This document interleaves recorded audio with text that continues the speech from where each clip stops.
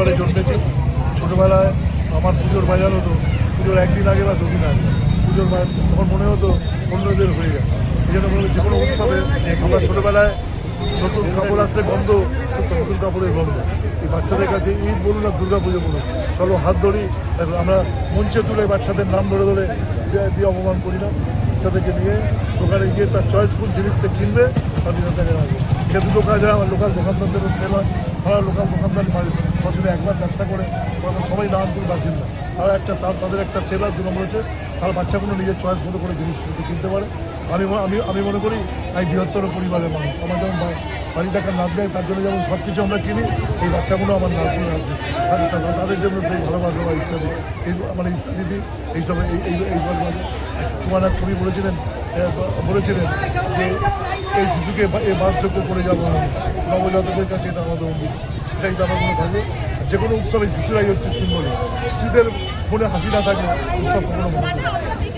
দাদা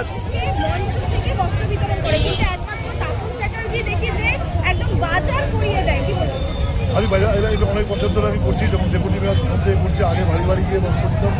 এখন আমি এইরকম বলছি, এইটা আমার খুব পশ্চিমবঙ্গের সেরা প্রোগ্রাম হয়ে গেছে। চলো হাত ধরি, ঈদের বাজার করি, চলো হাত ধরি, পুজোর বাজার করি।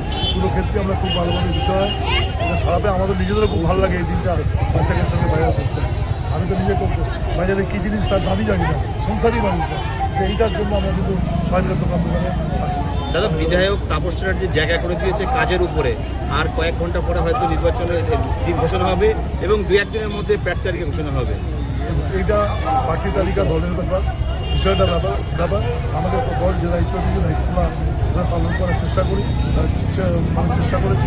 এনাদের ভালোবাসা আমার সব থেকে বড় পাওনা, এনাদের আশীর্বাদ ভালোবাসা দোষ, এটা আমরা পেয়েছি। একসঙ্গে দাঁড়িয়ে কাজ করবো। আমরা চাই সম্প্রীতির ভারতবর্ষ, সম্প্রীতির পশ্চিমবঙ্গ। এটা বিপদের সময় সবাইকে ঐক্যবদ্ধ থাকা উচিত। এটা নিয়ে ব্যক্তিগত লোভের থেকে বড় কথা হচ্ছে আমাদের এই সময় দাঁড়িয়ে আমাকে দলকে সংহত করতে হবে, তৃণমূল কংগ্রেসকে শক্তিশালী করতে হবে। তৃণমূল কংগ্রেস একটা দল না, এটা একটা প্রতিষ্ঠান, সবাই সম্প্রীতির প্রতিষ্ঠান।